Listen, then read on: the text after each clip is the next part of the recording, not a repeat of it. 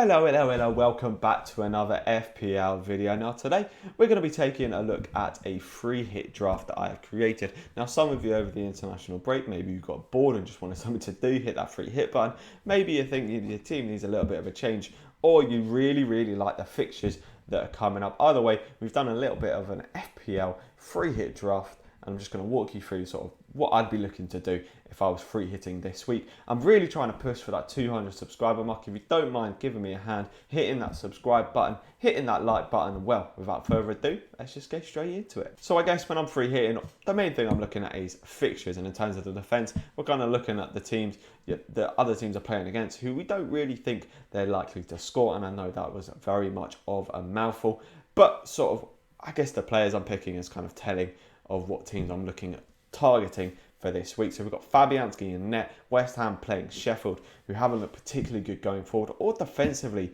in fact. So potentially you could be looking at an attacker there as well, but I do like Fabianski in goal. Then we've got Dino, who's playing against Fulham. I mean, Fulham should be a pretty simple clean sheet for Everton. Now they've got the majority of their team back, and Dino on that left-hand side, bombing forward, could easily get you an attack in return. Ben Chilwell, now they're playing against Newcastle, and I know Newcastle have been scoring.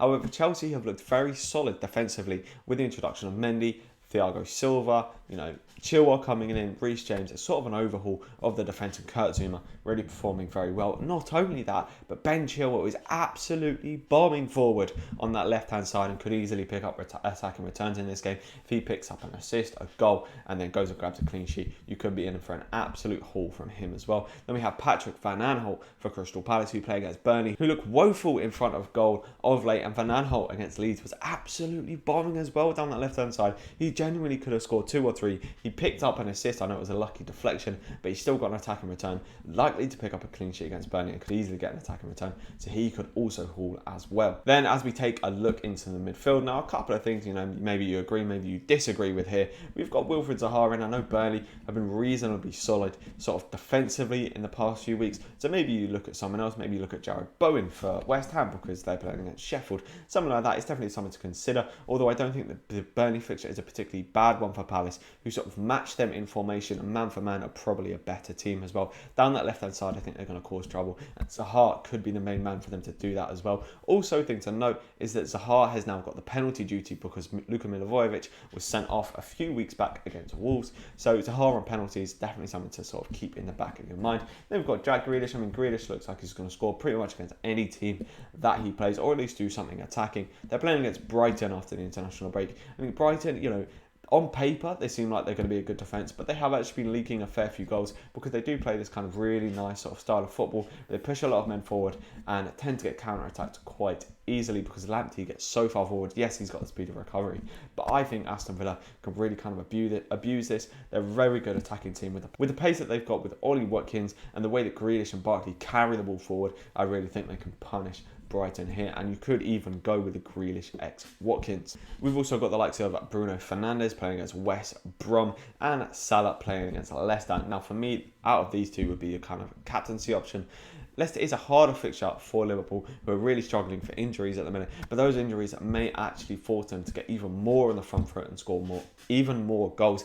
And Salah at Anfield, for me, is always a wonderful captaincy pick. I think Liverpool are really going to go for this and sort of be on the front foot in this game because they need to be. They don't have the defensive sort of reliability that they have with the likes of Gomez and Virgil because they're now both out. So I think they're really going to have to be in the front foot, and Salah could easily go and bang plenty of goals in this game. That being said, Bruno Fernandes plays against West Brom, who have been woeful in the past few weeks. Yes, they only conceded 1 against Spurs, but it was against a very leggy Spurs. I feel like after an international break where a lot of the Manchester United players will hopefully have been rested, I think Bruno Fernandes could absolutely pop, and he is the one who's carrying that United team at the minute. Now going forward, I've picked a kind of couple differential options. You may disagree or you may agree with these kind of picks. We've got DCL and Richarlison both playing for Everton against Fulham. I was planning on bringing in Richarlison for my team because this Fulham game just looks like they're going to batter to them.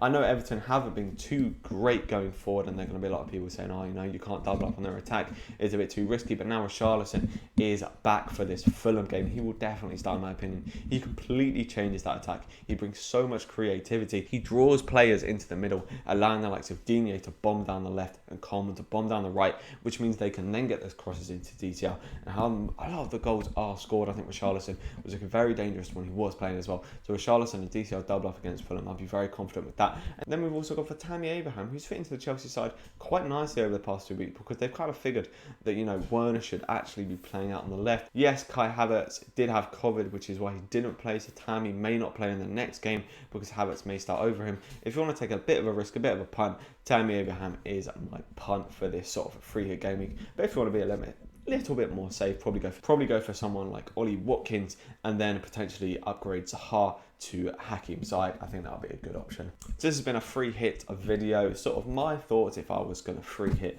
for this coming game week. There's obviously a couple of things you could change in there, a few other players you may think of bringing in, you know, the likes of Hakim Ziyech. But yeah, if you have enjoyed this video, please don't forget to hit that subscribe button, hit that like button, and I will catch you in the next one.